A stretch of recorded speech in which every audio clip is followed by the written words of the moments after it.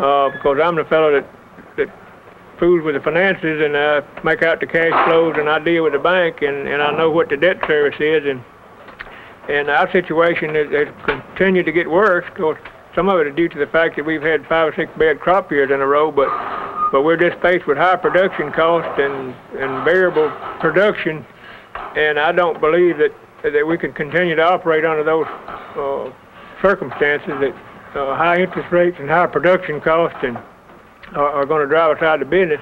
I'll be very much surprised if we are in business next year.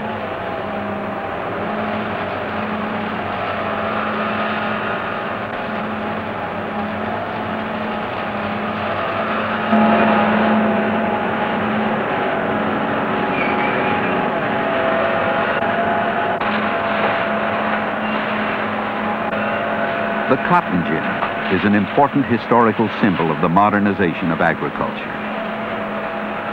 Back when the dream of large and efficient farms seemed to be coming true, W.J. Chandler and Sons Cotton Gin ran 24 hours a day.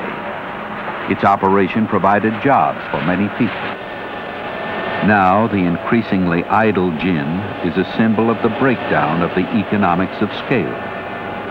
The small farmer of cotton gave way to the large-scale producer of cotton. Soon the agribusinessmen will give way to the future, pushed out by the expense and complications of the very technology they thought would ensure their economic survival.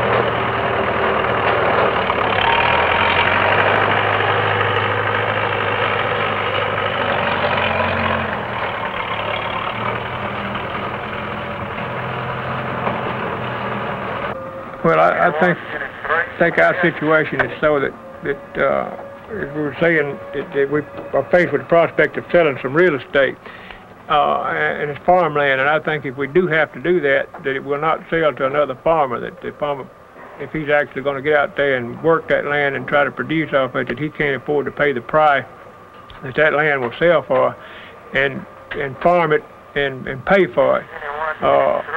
So it boils down to the fact that the land is not going to be owned by the farmers in the first place.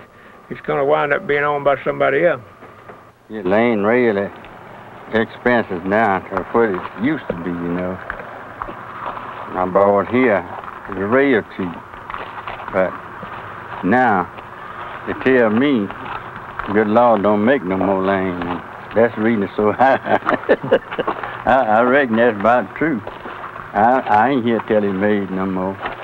And fellas just got to have a good credit, a lot of money to buy land now.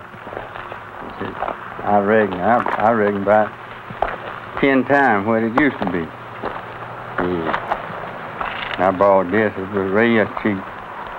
6 acres of land for $2,400.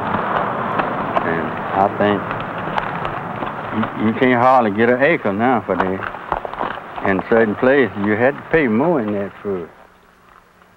An enormous amount of land is developed and paved every year across the United States. In 50 years, we have paved over the equivalent of all the cropland in Ohio. Before the century is out, we will pave over an area the size of Indiana. This is land that used to belong to Buster Chandler and Buster Hartley and the others. 20 years ago, this land in Tuscaloosa, Alabama, was producing crops.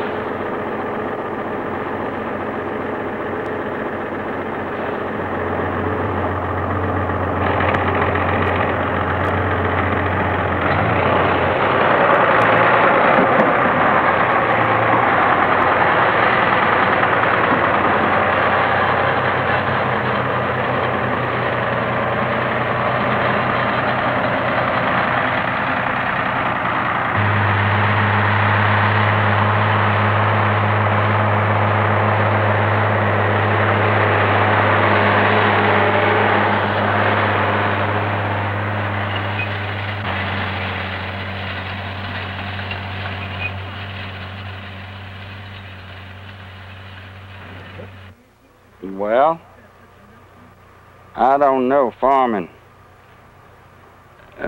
look like now that's playing out to me. It seems like to me, in a few more years, it won't be nothing but the big man showing up farming, because the little man, he just won't be able to do it. It's done changed a whole lot since I've been big enough to know it. Yeah. Do you think that's a bad thing? Well, I think it's a bad thing because everything we eat comes off some farm somewhere. Somebody got to farm and produce something for us to have something. Mm-hmm. And I don't know. I in a few more years, I don't think money will get you what you want, because you can't buy a thing when ain't nobody producing it.